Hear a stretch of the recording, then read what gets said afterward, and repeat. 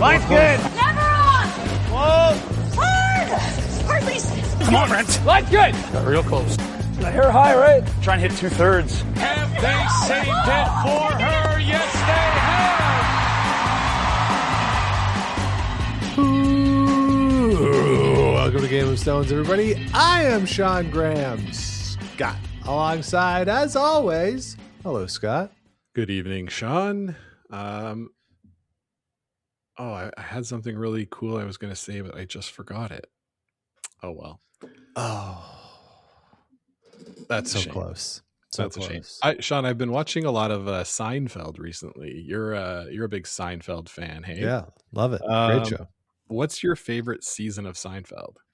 A really good question. I think 4 gets held up a lot as a really good season, which it is. It's got Bubble Boy. It's got the contests. It's the season where they're writing the show for NBC. Mm-hmm.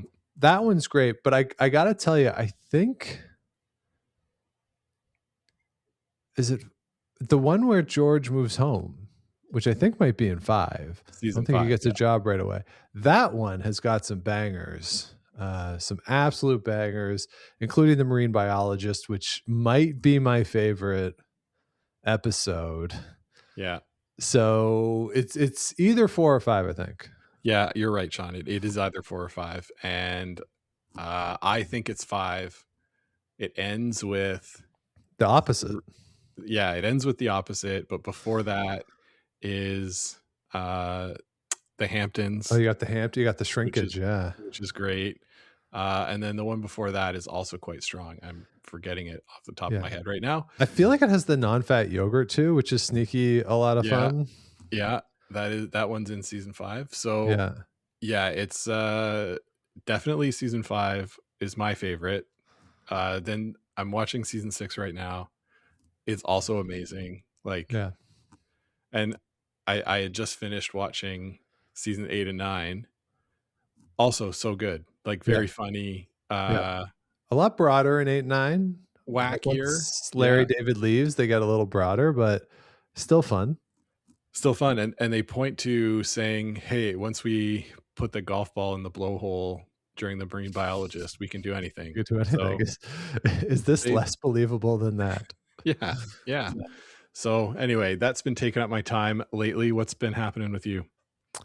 Not too much. I've been doing a lot of extracurricular work over the past week, so haven't been doing as much fun stuff as I want. So just working the extra hours. But it's January and just getting back into the routine, getting things going. So yeah, it hasn't been too exciting, but not too bad either. Very good, very good. And we didn't curl this week. We had our bye week. Correct. So we're getting into the swing of things slowly. I don't remember if we talked last week about our first game, but you know what? I'd rather not. Yeah, and so I actually ended up sparing on Monday night when we had the bye. Oh, and good. Here's how I would describe my performance, Scott. Have you ever gotten a pair of pants that has like an extra pocket? And you're like, why is this here? Like, what purpose does it serve? Mm-hmm, mm-hmm. I was the extra pocket. I was utterly useless, but I was there. Yeah. So, yeah, it was not great, but the team won. I'm not going to say we won because I had nothing to do with the actual winning, but the team I was on won. So, that's good. Yeah. Good for you, Sean. Good for you. So, yeah, getting back into the flow of curling, bit of a halter type start for me, and I guess us because we're on the same team. But also, I've already had a bye on Thursday night. We have a week off in January as well. So, like in January, I think we're only going to play like 4 games or something crazy. So, it's kind of a weird start to the schedule, but it is what it is. And since it is January, we did not do this last week, but we are back with one of our annual traditions. This is our bold predictions for 2026. 2026, that's the year. Yeah. So, Scott, we do this every year. I don't know how many times we've done it, but we come up with some predictions, and these have to be, again, the title is Bold Predictions. Anybody can just make a prediction. Like anybody can just be like, hey, Rachel Homan's going to be really good this year. Yeah. Okay, great. That ain't bold. That's not bold. That's cold. Yeah. So these are bold predictions for 2025 or 2026. I went back, Scott, because we got to keep ourselves honest. I have our predictions from 2025 in front of me. We had 10 of them, and we set the over-under on what would be a successful year at 4.5. So under 4.5 is an unsuccessful year. 5 and above would be a success. So I have the 10 here. Are you ready to hear these? Lay them on me. Do you have any memory of any of them? Well, I think one of them was that Anna Hasselborg would win a gold medal at the Worlds. Correct. That is an annual bold prediction, is that Anna Hasselborg will win a gold medal. So that is an incorrect one. Yeah. Of course, Rachel Homan won. Elsewhere, Scott, Canada misses the Olympics or Paralympics in one discipline. That one hit. Check. Mixed doubles, wheelchair mixed doubles did not qualify. I'm going to skip number 2 because we have to talk about it. Okay. Number 3 was there would be an all international playoff field at a slam. There was. I believe that hit. Yes. Yeah. Number 4, Scottish curling causes controversy. I'm giving us a half point on that for once the Pan Continental went away and the new rules, or not the Pan Continental, once the new world qualifying thing came out and the Euros don't count for qualification anymore. Now they've said, okay, the national champion can go to the Euros. I think that's a little so I've given us a half point for that. All right. Yeah, that's something. John Schuster wins the USA curling trials. He did not. So Daniel Casper won that. So the Korean Championship, specifically the Women's Korean Championship, is the event of the year. I'm giving us a no on that one. I mean, I don't know. Maybe it was. It just because it's just when it happens. Yeah. If it didn't happen in the summer, it might be possible. But because it happened in the summer, I don't think it could be the event of the year. Number 7 was Anna Hasselborg. That's a miss.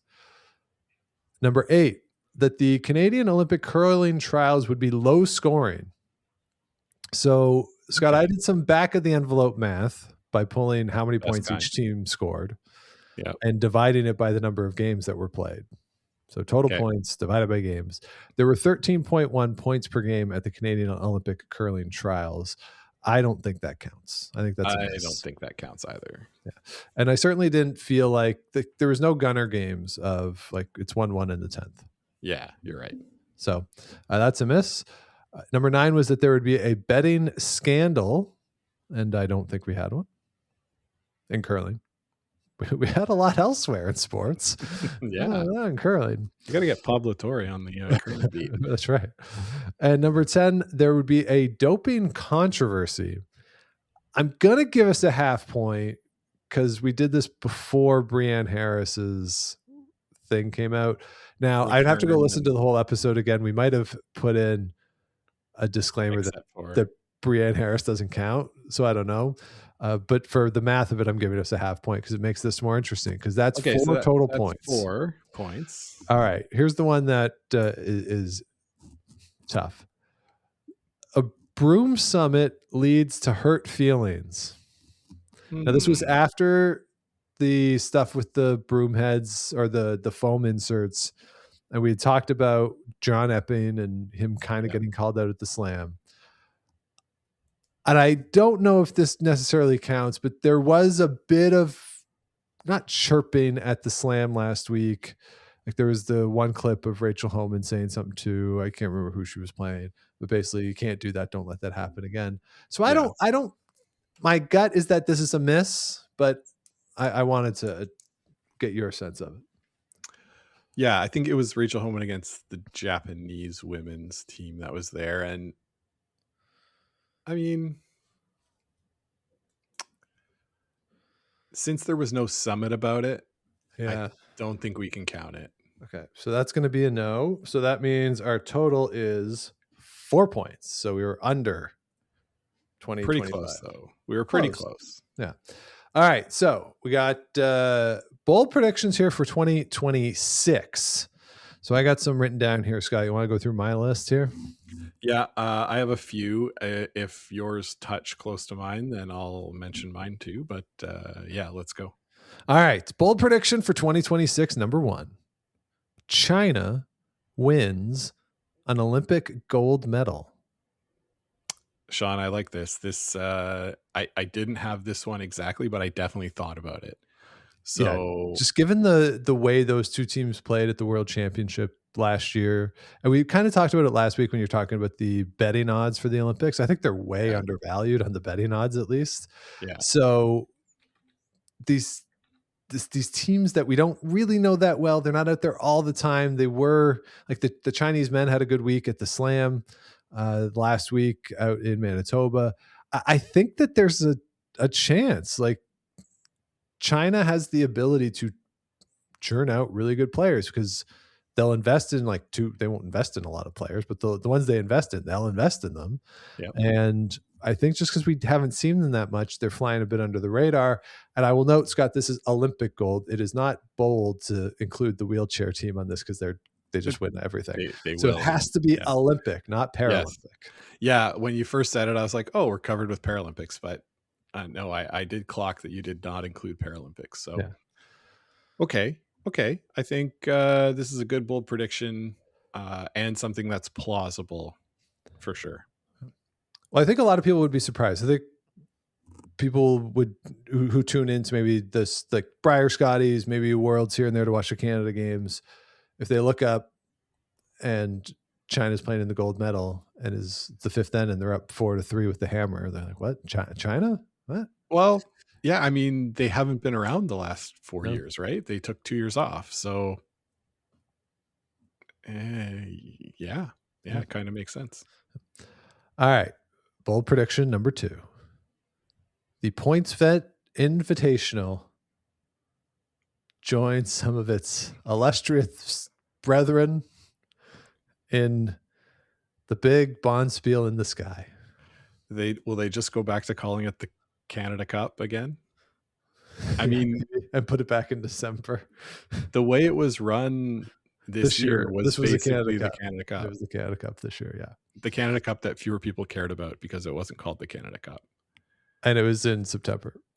Yeah. Yeah, I don't know if this is that bold, Sean, but I like it. It seems like a time when it would go away. Yeah. It's not going to go away mid-quad when you don't have anything to kind of slot in there, but now it could. Yeah, and I gotta say, I missed the Canada Cup. I thought it was good. It was a good time, that sort of early December. It's cold outside. Everybody who plays in the traditional winter season, the seasons have started, right? Because some places do wait until mid-November to get up and running. And so it seemed like the good time to have an event. And it's a bit of a, I know football's going on, basketball has started, hockey has started, but it's a kind of a dead time a bit in sports, just in the sense of like the hockey and basketball games don't matter yet. Yep. And then the football games, there's kind of a lull, I feel like. After there used to be more of a lull with college football than there is now with this like monster playoff. So I mean, I'd like to see it too. I think the pushback from the athletes will be like, well, we can make more money playing in slams. Sure. Okay. Schedule this the week before or after a slam. Right. And once they took, like, if you're going to take out the trials berth from that was kind of the big carrot of it too, was getting that trials berth. Yeah, that's true. What I liked the most about it, Sean, was that it was a full round robin. Yeah. And we don't get few of those. Very few of those left. Yeah. Yeah. So anyway. All right. Bold prediction number 3. 3 and 4 are going to be a very similar theme. Number 3. Ross White wins the world championship. Yeah. They talked on the broadcast a little bit this weekend because Ross White won. Yes. That I don't think, again, if something's been announced, this will be we'll take it off the board. Okay. But they were talking on the broadcast that Ross White is pretty confident that he will be selected to go to the World Championship and that it won't be Bruce Mouat. That, the Olympics will have happened. The Worlds don't matter in terms of Olympic qualification. They're really good. They've had great results on tour this year. This would be the chance to get them in there. And then you look at the next quad, you see what happens. That's how they're going to navigate things as Scottish curling. So in that scenario, if Ross White goes there, I think they're certainly capable of winning. Other teams coming off the Olympics, how many of them are going to play? Will some take this World Championship off? Will others be beat up and tired? And I mean, these guys, if they get that, they can kind of aim to peak for that. So given that we don't know if he would be going and that it would be his first one, and people rarely win their first one, I do think this counts as a bold prediction. Yeah. Okay. I was just going to see if Scottish Curling Banter on Facebook had any news on that, but nothing right now. So yeah, I think that's a pretty good bold prediction. Okay. All right. Number 4, similar vein. This one might be very bold because I don't think they're going to play, but Anna Hasselborg wins the World Championship. Annual tradition. She'll, I'm maybe less confident now than I was the first time I made this bold prediction that it would happen one day. I'm going to just guess that it's Isabella Rana who is Sweden at the World Championship this year. So this one might be extremely bold because of that, but it's always on the list. Yeah, I wouldn't be surprised if Rana got her turn this year, given the Olympics. So we'll keep it on the board for now. But if we hear that, Sean, maybe we'll take it off. Okay. Well, it would just be a DNQ. Yeah. Okay. Or DNF, right? Yeah. Okay. All right. It's bold. I like it. Okay. All right. Number 5. Wheelchair teams or players are added to the Rock League 2.0. So this season has been announced. It's going to take place at Maple Leaf Gardens or whatever that is called now in Toronto over the course of a week.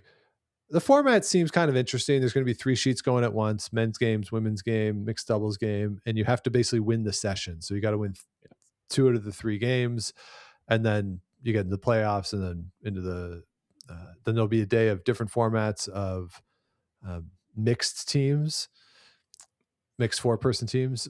So, I mean, the format seems interesting. I'm curious to see how it goes. The first season is only going to be over the course of a week here in the spring, but next year the plan at the moment is to take it around and to have the various stops.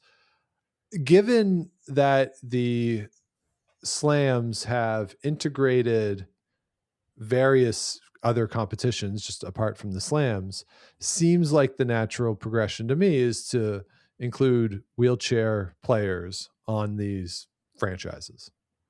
Yeah, I think the only pushback I would give to you is that they would have to include 2 wheelchair players minimum on each franchise to have them play wheelchair doubles. Yes. Which just dilutes the pot of money. Yeah, that's true. So that's the only reason I could see them not doing it. Yeah. And you'd also have to put in a 4 sheet to have the same thing. And then you could have ties if there's 2 games going on or 4 games going on. True. So I'm going to say this is maybe your boldest yet. Oh, because okay. I don't know how willing the players would be to dilute the prize pot anymore. All right. Bold prediction number 6. The 2026 Montana's Brier is utter chaos. Utter chaos. Utter chaos. Scott, we're not going to talk too much about the results from this weekend, but wild. Whoa. Stuff happened this weekend across the country. Good on people like Sandy McEwen. That's a really cool story. So good on him for getting out of Northern Ontario. He's been there for years. It's a name that you always see in the Northern Ontario provincials. He broke through. So that's a really cool story for him. You got Jaden King winning Ontario, first time for him. So that'll be really cool. Another young team in. They beat Sam Muirbrook, who was there last year for the first time. Some of the results from out east, similarly interesting in the sense of you got some folks who are new or haven't been there, and you got a guy like, if you look at Tyler Smith from PEI, he's had a good run before in this field. Depending on how the groups break down, I kind of like it. Thomas Scoffin is back from UConn. That should be a lot of fun for him. Like, I don't know. I just foresee chaos in this field. Yeah. You got a first-time team from BC coming. Rylan Kleider lost in Saskatchewan, and he didn't lose to Mike McEwen, although I think McEwen's in. McEwen's already in, I think. Yeah. So, yeah, no, it's going to be pretty wild. And so, if we're going to make this prediction, Sean, I think we need to quantify it a little bit so that we can evaluate it at the end. Okay. But do we see, say, of the 6 teams that make it into the post round robin fun, say 3 teams that have never been there before, 3 like teams that have not made the playoffs in the last 5 years get in? I mean, mathematically, that might happen anyway. That might not be that bold. Well, I mean, how the rest of the right, because well, I guess it depends if Jacobs shows up. Right, that would certainly influence that. Okay, let's say this: a team that won its provincial championship wins. That's very bold. Okay, so you're taking out Gushue, Dunstone, McEwen, and I don't know who the fourth is. Who took Jacobs' spot? Yeah, I don't remember. So if one of those 4, a provincial champion actually wins, which we might not see again. We might not, Sean. We might not. I mean, if you look at the field, that would basically, we're saying what Kevin Cooey is going to win, or Manitoba hasn't been decided yet. You got somebody out of Manitoba who maybe has a chance to come in. I mean, Kelly Knapp, he can play for sure. Yeah. Again, I do like Tyler Smith. Jean-Michel Menard, he won Quebec with Felix Asselin throwing the 4-stone. Like there's guys out there who can play, who have won various things. So yeah, if we throw out the 4 pre-qual teams and say one of them won't win, that's really bold in this field. But who knows? Utter chaos. Might make a run. Jean-Michel Menard, it's been 20 years, maybe 20 years since Brier. He won a world championship a couple years ago. Well, yeah, that's true. Still counts. I know. Banners fly forever. Sure. When I see them, I'll salute it. Yeah. Put some respect on that banner, Scotty. Will do. All right. I feel like I'm getting bolder and bolder here. All right. Bold prediction number 7. I'll say this. I have not verified if this is even possible. A skip under the age of 30 who is in the top 20 of either the men's or the women's rankings retires. Huh. Hangs it up. Okay. Now, I just pulled up the world rankings. Got to tell you, not a lot of skips under the age of 30 in the top 20 here. Bruce Mouat is just over 30. He's over. Yeah. That was the one I thought, maybe we could see that. Yeah. So it would have to be like on the men's side, like one of these young kids, like a Sam Muirbrook or Jaden King, deciding not to play. And do we call taking a step back retiring at this point? Because that's basically what it is. Yeah.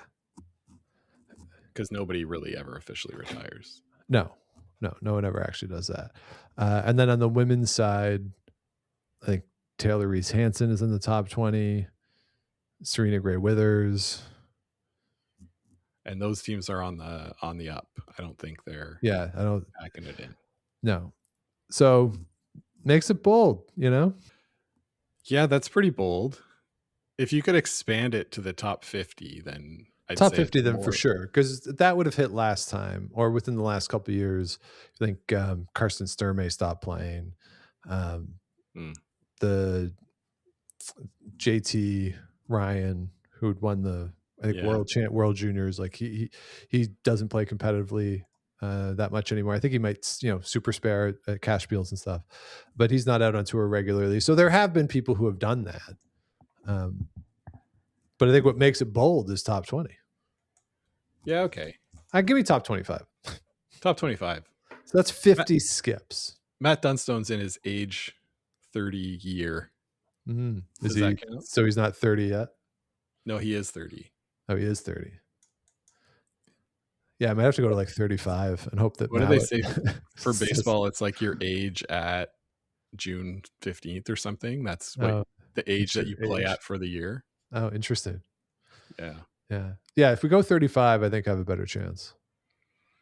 Yeah, let's do that. I mean, it's supposed to be a bold prediction. I think that still is quite bold. Because 35 is not old.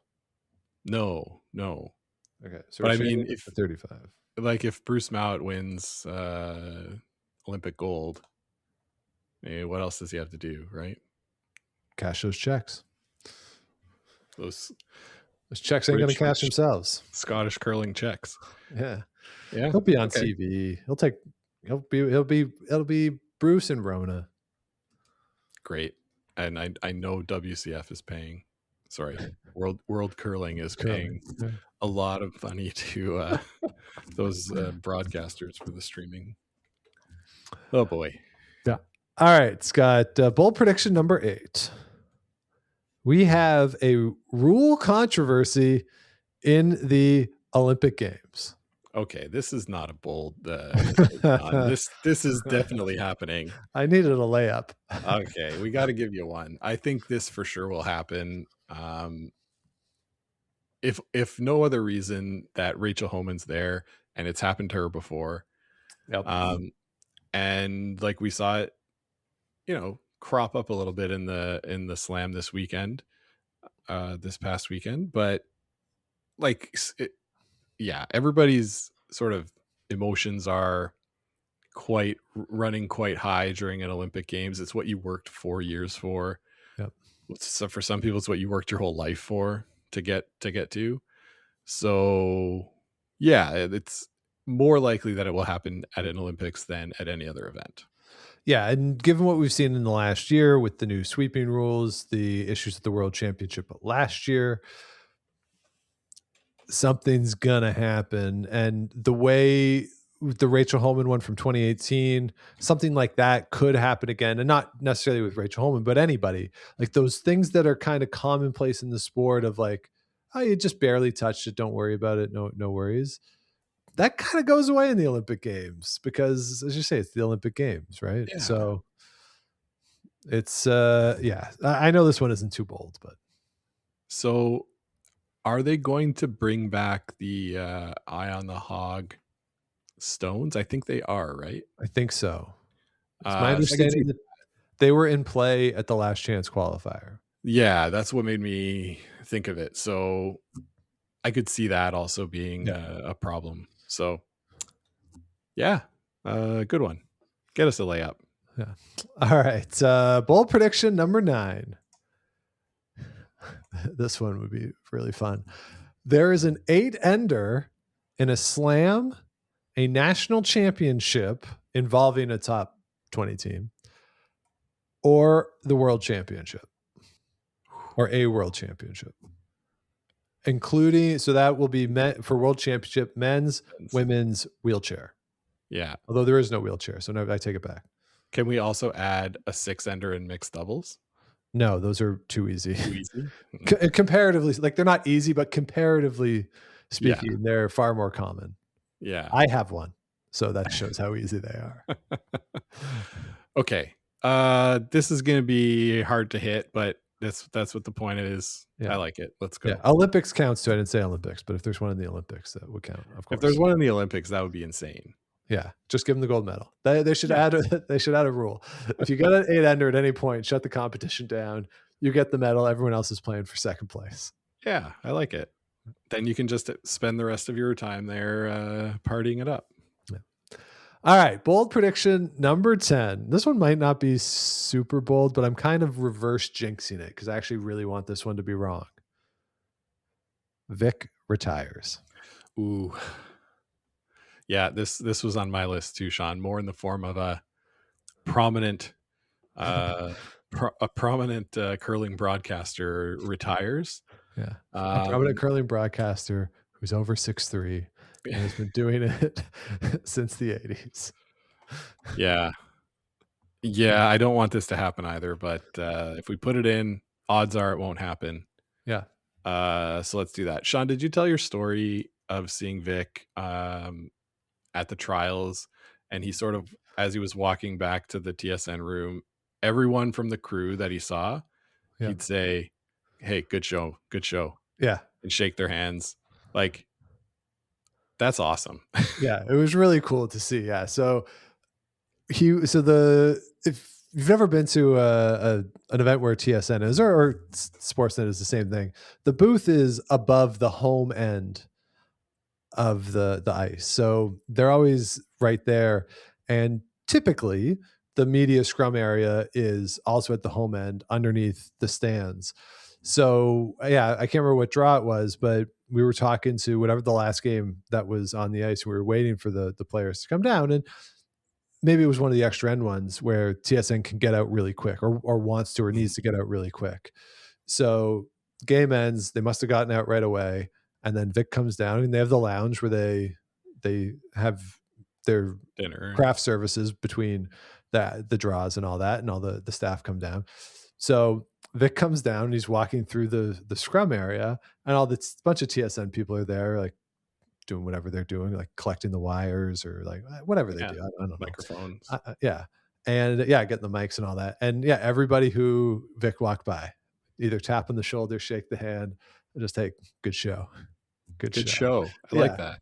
Yeah. Not like good broadcast, not like, well, like good show. Like it's a show. It is. Yeah. They're putting on a 3-hour TV show, and you just say good show to everybody. It was great. Awesome. So yeah, I hope this bold prediction fails. Yeah. So those are the 10 that I have on my list, Scott. What do you got for bold predictions for 2026? So Sean, I've been known to be a kind of guy that works smarter instead of harder. Yeah. So I asked ChatGPT for some predictions. You know, these bold predictions cost like 400 liters of water. We have all the water. Canada's got so much water. All right. So I'm putting ChatGPT predictions. Okay. So some of them are like stupid, and I'm not going to read them. Okay. I'll read this one that's really stupid. Curling Canada launches a fully paid subscription streaming service, and it's profitable by year one. Okay, so that's not an official one, but here are some that I think are possible. So Sweden fails to medal in either gender at the Olympics. You want to throw mixed doubles in there? No. Okay. I feel like it's less. We could, but I feel like it's less likely to happen that way. Okay, I think this one. Yeah, I don't know how bold it is. Hasselberg hasn't had a great season. Neither of them have had a great season. But again, as we talked about last week, that doesn't necessarily matter that much. No, especially with teams with that much experience. And yeah, like what did they say? Nicholas Edin is inevitable. Yeah. So I think that's pretty bold. This one is that a curling influencer or YouTube channel surpasses traditional broadcasters in event viewership. Curling influencer or what? YouTube channel. So like whatever the rock or the curling groups YouTube or streaming the Rock thing channel. is. Yeah. The Rock channel, yeah. I don't know how we'd measure it. Yeah, that'd be really hard. But that's something that's interesting. And I could see this happening more in the next 4 years rather than just this year. Yeah. Yeah. Also, what's a curling influencer? Devin Haru. Okay.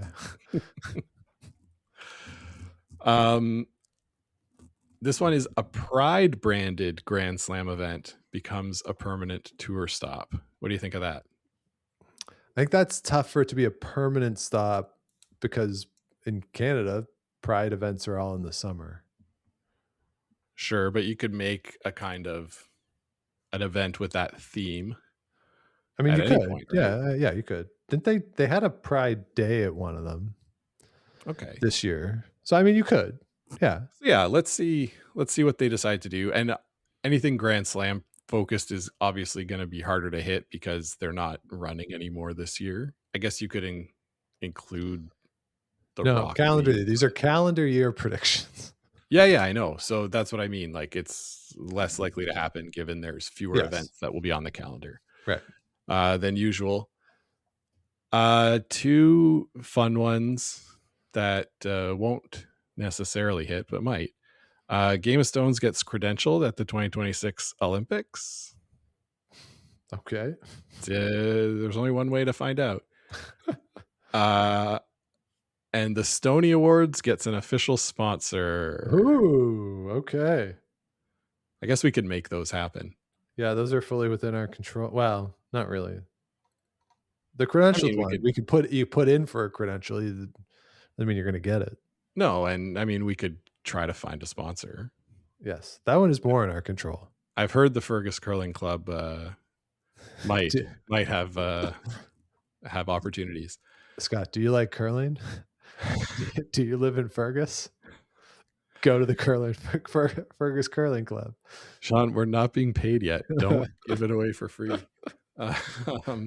And then I guess the last one, which will be a one that counts, is that a non-traditional curling nation will win an Olympic or Paralympic gold medal. Okay, so non-traditional. How are we defining non-traditional? I would say one that's never won a medal before at the Olympics. Okay. Wins medal, Paralympics or Olympics. Okay. That'd be interesting. Yeah. I like that one. Yeah. And I mean, we could predict Canada to not win any medals, but that's happened before. So it's not that bold. Has it happened before? I think Canada's won an Olympic medal at every Olympic. Won a medal at every Olympics. Oh yeah.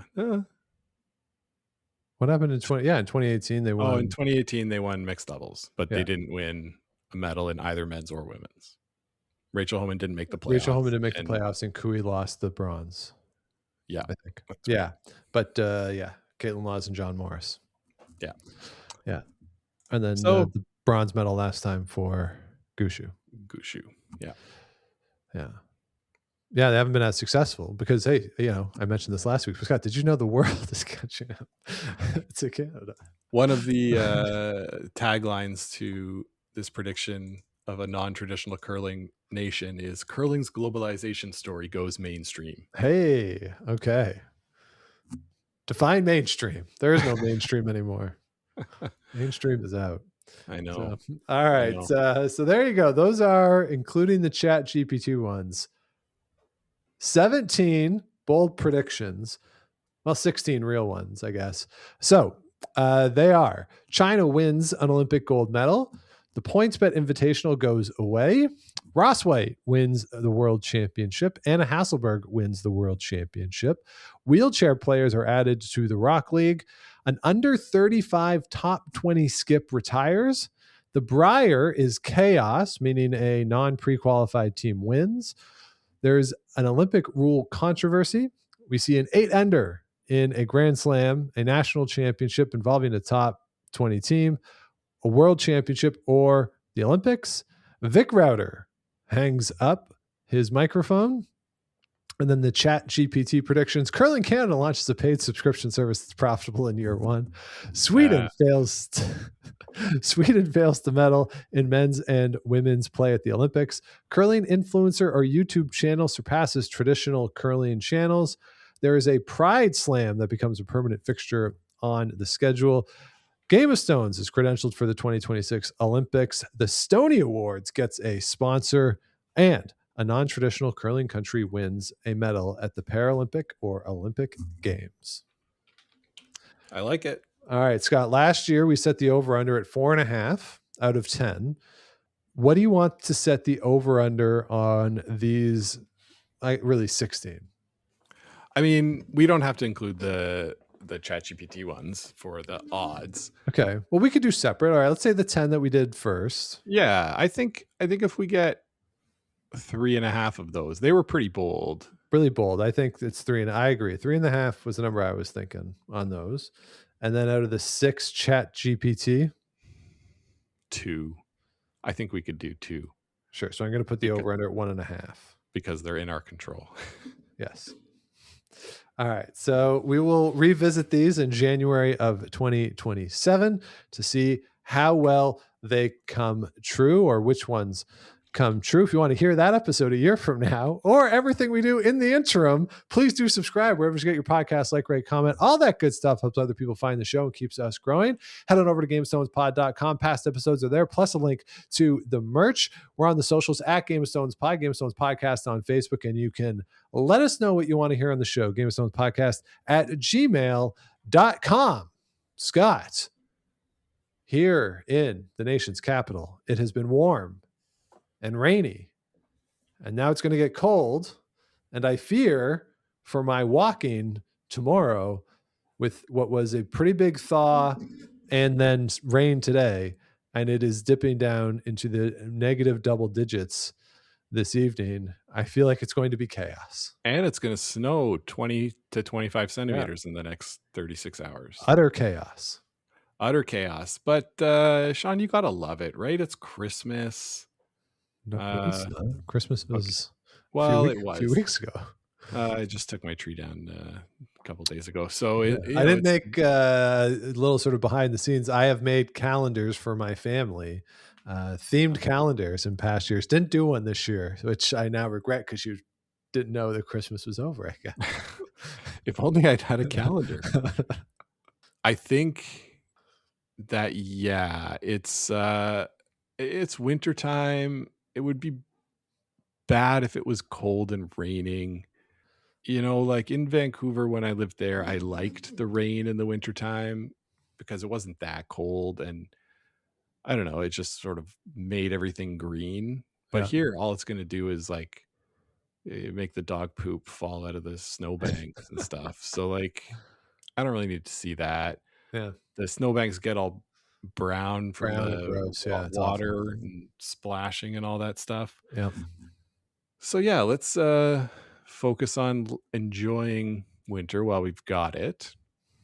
I'm hoping that the canal will open up again next week. Hopefully. Maybe a small chance over the weekend, but with the layer of snow that fell on Saturday, I think Saturday night, insulated it a little bit against the rain and the thaw. So hopefully the base is not too bad. Hoping to get out for a skate myself as soon as I can. Here's hoping. And so it's supposed to get cold here, and that's what winter really should be. All right, real quick, Scott, before we go, the Buffalo Bills, you're a big fan. They won on Sunday. Now they play Saturday. Real quick, like 30 seconds. What do you got? It's Josh Allen against Bo Nix, man. There you go. The hell with the other 52 players on each roster. Well, yeah, it's kind of bad that the Bills don't have any receivers left because they all tore their ACLs or something on the weekend. Especially really good run blockers like Shavers and Davis. Good run blocking wide receivers. Good blockers for bubble screens. So that'll be, we'll have to be a little creative there in the offensive play calling booth. But the Bills beat Denver 31-7 last year in the first round of the playoffs. I think they're still better. All right. Well, there you go. We'll see what happens on Saturday afternoon out in Denver. I know you'll be watching there, Scotty. I am doing a Pro-Am event at the Rito Curling Club where I'm the pro. Wow. It's really for people who are in the Learn to Curl to have a day. I think it's 3-4 end games with, they say pros, but it's just people who have experience. So I'm going out to do that. And I played the game I played Monday was with mostly newer players. And for as much as I do talk about pace of play, and when I do play with newer players, I try to pass along tips to improve pace of play. Mm-hmm. I have all the patience in the world for slow play with new players as they figure out like how to get in the hack and like what they're trying. Like I have all the patience in the world for that. So it should be a fun day. Yeah, that'll be a really fun day, Sean. And last week I teased my story about curling over the holiday break, but we'll have to save that for next week. Have to save that. So. All right, we'll save that one for next week. It's a doozy. Yeah, it's pretty good. Yeah. So we'll tune in next week if you want to hear that story. Yeah, tune in for that. And it will be our Scotties preview next week, earlier Scotties this year. So we're getting into that. We'll have our full preview of all 18 teams that are heading to beautiful Mississauga, Ontario, coming up in a week from now. So until we talk to you then, keep those brooms on the ice and don't dump that intern. Make the final.